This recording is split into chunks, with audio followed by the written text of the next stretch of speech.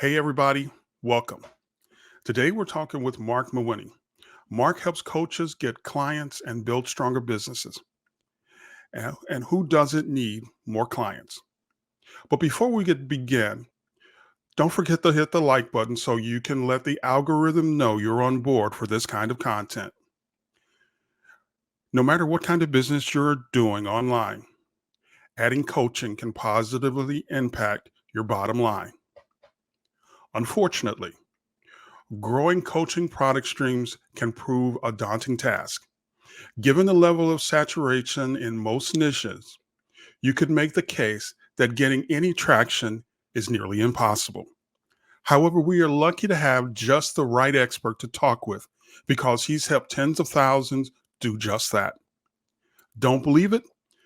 Then take a look at his Facebook group, The Coaching Jungle. Marc, welcome to the Subscription Maker Podcast. Yeah, thanks for having me, Zachary.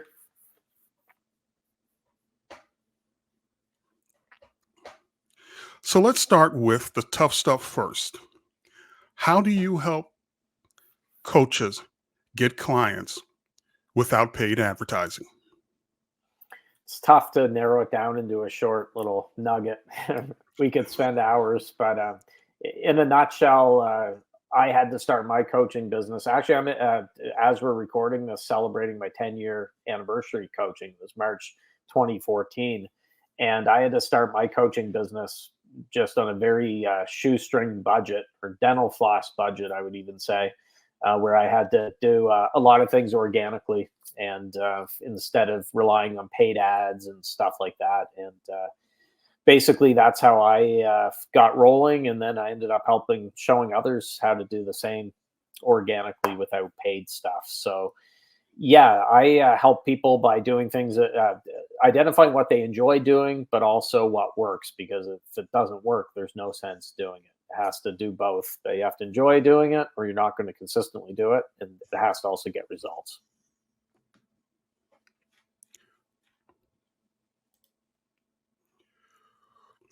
So, would you give us a couple of things we can do today to make us more likely to book clients? Oh, well, it sounds like common sense, but I would say make an offer, which a lot of coaches are afraid to do. And I equate it to if you owned a business on Main Street and you had a pretty sign up, above the door, and you had all the shelving and the floors are nice and waxed and clean and stuff. But then if you didn't have any items on the shelf for sale, you're probably not going to make much money, right? So I see a lot of coaches who are spending all their time on their logos and trying to get a pretty website going and all this other stuff. But then when I ask them, well, have you made an offer today? They haven't, and often, and they haven't made an offer either. Maybe it's ever, or it's very sparingly, like once a month they might put something out there. And I say that's the same. You have a business, if you're only offering even once a week, it's like you only have items on your shelf one day out of 7. It's going to be tough to make a go of it. So I'm very much into an offer a day, just like they say an apple a day keeps a doctor away, an offer a day keeps the bill collectors away. And I think you have to constantly be putting your offer out into the marketplace in front of the right people. And just like you alluded to at the beginning, Zachary, now it's even more important where it's so noisy out there. To cut through that noise, you have to err on the side of offering too much rather than too little. Based on your experience, how long does it generally take before you can expect to see results? Oh, 3 or 4 hours now. Um, I like to say I'm a realistic optimist. So I'm optimistic, but I'm also realistic. And when I see these people trying to sell to coaches promising instant results, in the first day or two or whatever, I'm like, yeah, it's probably going to take a little bit longer than that. I don't know if there's any hard and fast rule where it's going to take X amount of time, but what I will say is I find it usually takes, when I'm working with clients, whether it be one-on-one or in my group program, about 1 month to get the foundation in place. That's where we're identifying who they're helping, getting really clear on that, how they're helping them, and that would be their offers, and where do they find them. and that's something that takes a little bit more than a day or two, but it's not going to take a year either. So in that first month, they're getting really clear on that. They're starting to get their offers out there, and then that's when results come. So I will, generally speaking, I'd say you can get this rolling in a month. Sometimes it's been sooner. Sometimes it could be a little bit longer, but that gives a ballpark. Yeah, the reason I bring that up is a lot of times people will give up if they don't see results right away. Right. If they don't send out their first email and all of a sudden 10 people come back and say, Yeah. I'm ready to go. Okay, tell us about your podcast, Natural Born Coaches. Yeah, so I launched Natural Born Coaches November of 2014, and we're up to 860 episodes as of today. So each episode, I say each, but it's most, because I do some solo shows, but usually I bring a guest on, and it's someone who something could benefit coaches. So it's not necessarily a coach, although it's often a coach sharing how they got their business going and something that they're an expert on. Sometimes it's an author. I read a book I really enjoy, I reach out to the author and I get them on the show. So it doesn't have to be a coach, but they have to have something that can benefit coaches. And yeah, we're up, like I said, up 860 episodes as of today, and we've covered pretty much every topic imaginable. I'm sure there's some stuff we haven't, but there's very little we haven't covered in that time. So why a podcast? I mean, why not YouTube or TikTok or Instagram? Well, not TikTok, because I suck dancing and lip syncing and stuff like that. And twerking. I'm not a great twerker now. I don't know. I've dabbled in some other things. I'll try stuff, but podcasting has always been that one constant. And I like the medium. I'm a podcast listener, so I'm constantly listening to podcasts when I'm out getting groceries, cleaning the house, out driving somewhere. It's usually a podcast or an audio book I'm listening to.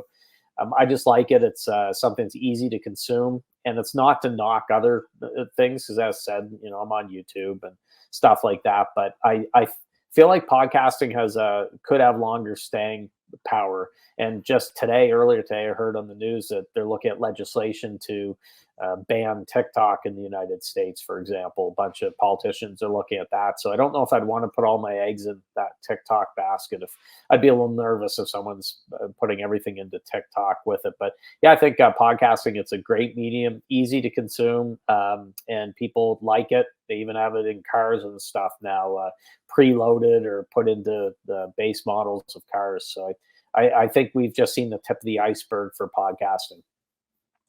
So, what kind of impact has podcasts had on your business? Well, I'd say podcasting was the thing that got me known in the beginning, because it was the first thing that really stood out. I was trying to, what it's like your first year, you can often be throwing spaghetti at the wall and seeing what'll stick. And the podcast was important because it got me face to face with some really smart people, interesting people who I wouldn't have known otherwise. And some have remained friends even to this day, almost 10 years later since the launch of the podcast. So I just recorded a few interviews with guests that were on the show back in 2015 and 2016, which is crazy. We were commenting how much things have changed. I have a few more grays in the beard since 2014. But yeah, I think it's one of the best ways to get in front of some really great people that you should be connected with. And then you're also getting into the eardrums of people who could hire you, could work with you. There's a certain level of trust. If someone's devoting 30 minutes to listen to your show, or maybe they're listening every week, so they're devoting hours a month, that says quite a bit, because everyone's busy, and they almost feel like they know you by the time they reach out and they're ready to work together. So yeah, I'm a huge fan of podcasting. I guess the next question is, what do you think of courses? How do you feel about using podcasts first to identify topics for courses and then to support them? Yeah, I mean, I have online programs. The only thing that I will say with courses or programs is I feel like a lot of new coaches put the cart before the horse, and they want to create the course right away, because they've often sold the dream that this is make money while you sleep and it's great. It's like printing money, and it's not easy to sell a course, especially if you don't have a large following. So I prefer my recommended path to do it, and anyone can choose whatever they want. It's their business, but I like starting with one-on-one and group coaching first, to get your finger on the pulse of what's going on in your niche. And then you can create courses, programs around some of those things that get identified speaking with people.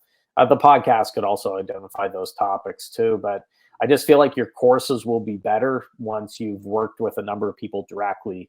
And that's how any of the online programs I've created have come from people asking me questions, whether it be on Zoom calls, coaching sessions, or whatever. And once I get asked the same question enough times, like maybe there's a program here. So I've created courses around daily emails because I'm a big fan of daily emails. I've created ones around Facebook group growth and monetization, one around joint ventures, and just other things. But they all came from conversations I had with enough people who kept asking me questions. Part of it was selfish. I could then say, go buy my course. It'll answer everything you need right there. What do you think of live streams? Yeah, I mean, I like live streams. I do them often, fairly often, especially with my joint venture partners. One thing I will say with live streams, and this was a challenge I had when you're on multiple platforms, like I'm big on Facebook, I use LinkedIn, and I'm on YouTube and stuff like that. It can be tough if you're looking to do live streams on each of them. You just don't have enough hours in the day. I use a tool that will record the video and then put it out as if it's live across. Well, with the base package, you can do 5 different platforms. So the program's called Restream, or the platform. And when I do a restream, I can record it, and then it goes over to my Facebook group, my personal Facebook, goes to my YouTube, goes to LinkedIn, and then I can send it elsewhere as well. So it has maybe not the right same feel as a live, because technically it's not live, but it is a way to put yourself in many places at the same time. Now, you've done 850 plus podcasts, most of them with actual guests. If you were starting today, what would you do to book more podcast guests? Uh, I feel that booking the guests, if you have a show, is actually easier than if you're looking to get out on other shows. That could be a little more challenging. If you have a show, you're going to have a abundance of potential guests. Now, that being said, what I would do is you don't want to accept any Tom, Dick, or Harry. That might not be the right fit and might not be good for your show. I would identify the type of guests that you want, what they're an expert on, a few of those details, and then reach out to your network and say, hey, look, I'm launching a show and it's going to be about X. I would love to have an expert on about Y or Z. And do you know anyone who would be a fit? Or even better, identify specific people. So a lot of folks who run podcasts are big readers, for example. I would look at the last 10, 15 books they read and try to get those authors on the show if the books resonated with them. Or if they hear someone on another show, reach out to the host. Hey, I heard that you had Zachary on your podcast. He was great. I would love to have him on my show. Do you mind connecting us? And I think most people are pretty good. They'd be willing to do that if you ask nicely. Okay. So at this point, I got to do my PSA for the episode. What would you tell young entrepreneurs, youth entrepreneurs about coaching? Should they do it? How should they do it? What would you tell them now? Coaching, it's an interesting thing. What I love about coaches, where I help coaches, it's like a ripple effect. So if you're a coach, Zachary, and I'm working with you, and then you help 100 or 1,000 people, that's quite a ripple effect going forward. For young people, I'd encourage them to look at it and not be scared off by anyone who would claim that they're too young, that they have to be a certain age for coaching. I disagree with that. I mean, I was, oh boys, what was I, 35-ish when I started. And I know some coaches that are in my Facebook group, and I've come across that are 22, 23, 24. And they do get some people sort of mocking them like they're too young. But I say, look, age is just a number. As long as you can help people, you can help them get results. Don't be scared off by that. So I would encourage them to look at it, but also keep in mind that it's not a get rich quick, as I alluded to earlier. It's not going to be the like you see in the ads or the gurus saying you can work your first month 5 minutes a day and be making 7 figures. It's just not going to happen like that. Would you advise them to get certification?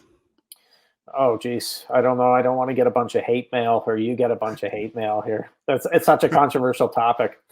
So what I'll say about certifications, there's good certifications and there's bad certifications, just like anything, right? So it never hurts to have certifications. It shows that you're taking the time, investing money to do it, but make sure that you pick the right one.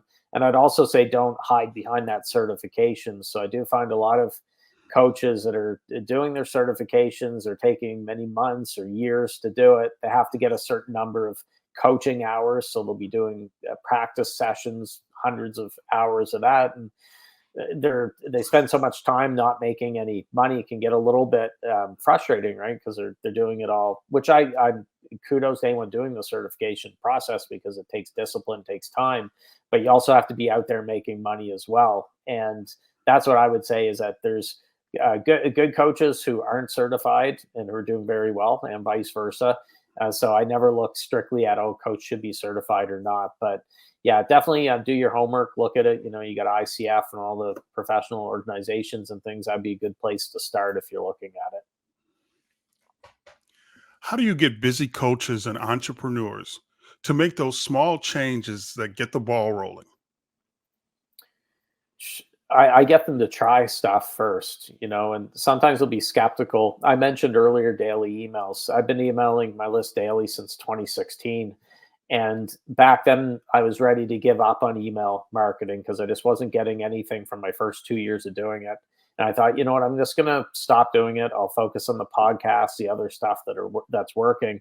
And I ended up having a guest on my show who encouraged me to try it for just 30 days. You know, try daily emails for 30 days, Mark. What do you have to lose? And I thought, you know what, he's right.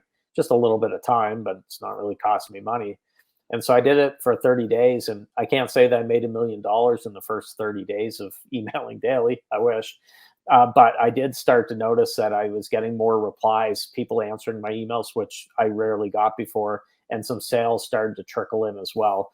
And that made me a believer. And I haven't missed a day since. We're up to almost 3,000 days last time I checked.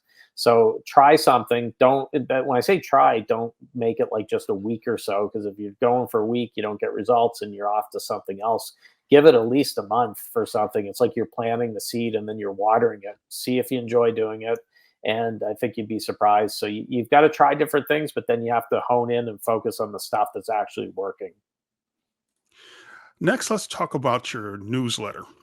How does that work? I mean, you bundle it with an online community, correct?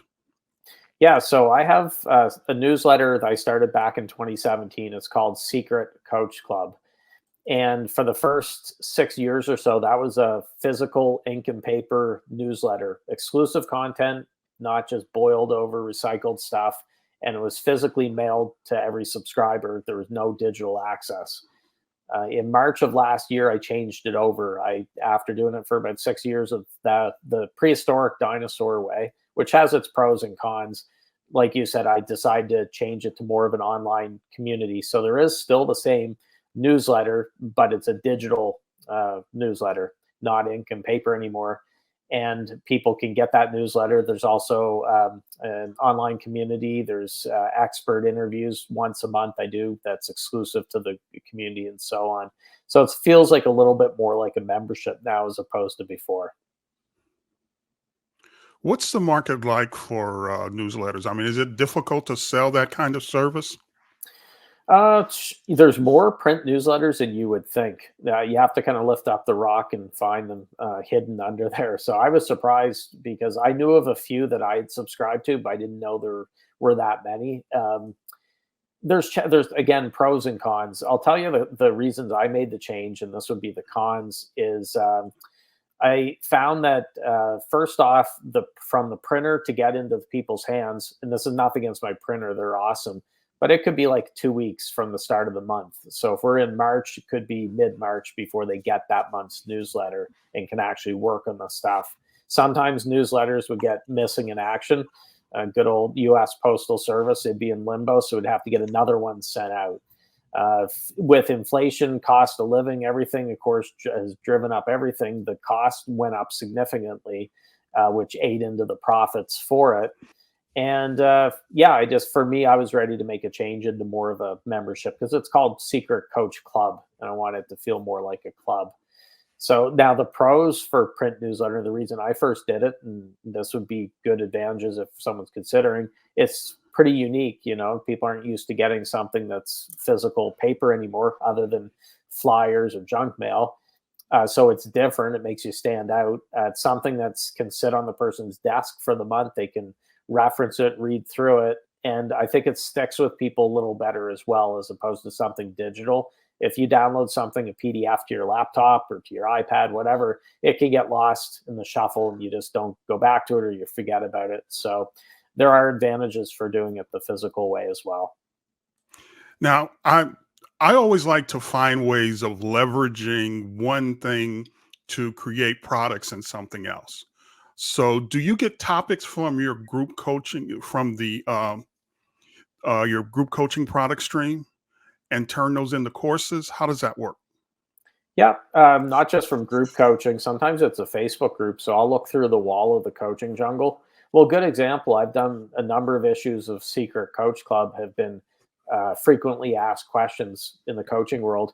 And I'll go through and screenshot a bunch of questions that are in the Facebook group, and then I'll put them into a folder. And then when I'm getting ready to write that issue, I'll answer those questions inside the newsletter, which I find is a good way to, good way to come up with content ideas. Sometimes people get stuck, and I always say, if you're stuck with creating content, look at the questions that people are asking. Groups are a good way to do it.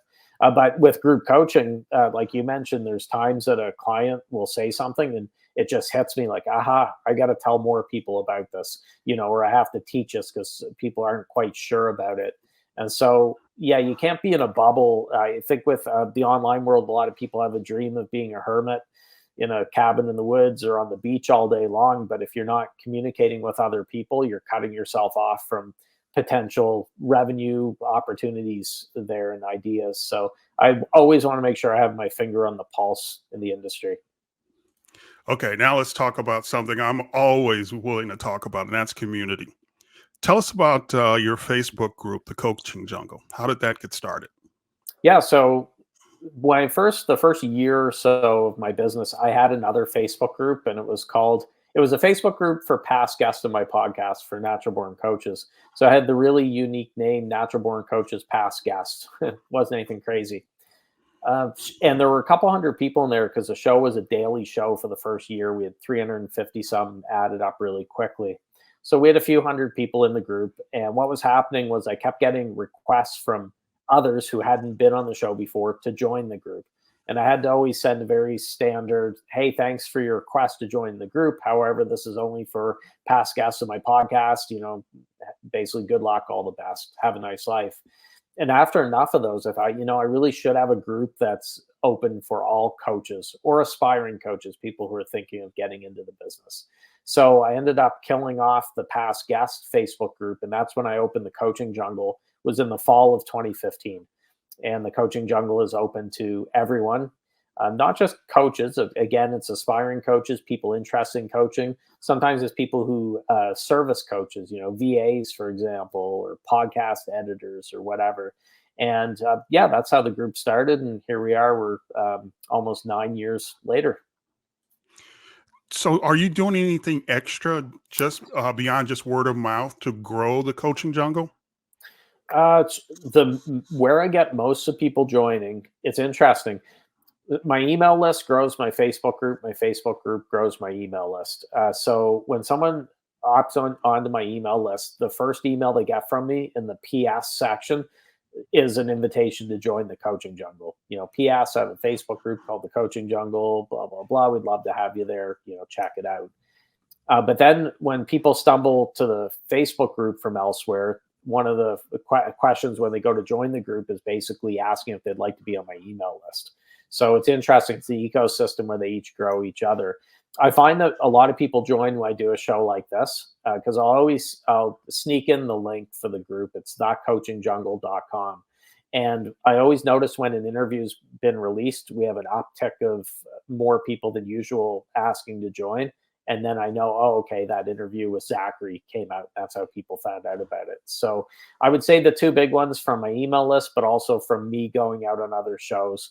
And that's something, I'm a big fan of podcasting, but I think there's two halves to the equation that you have to have. That's great to have your own show, But I think you also want to be getting out on other shows too, so you're being exposed to other communities and people who don't know you as well. And I find a lot of podcast hosts stay in their corner with just their show, and they should be going out on other shows as well.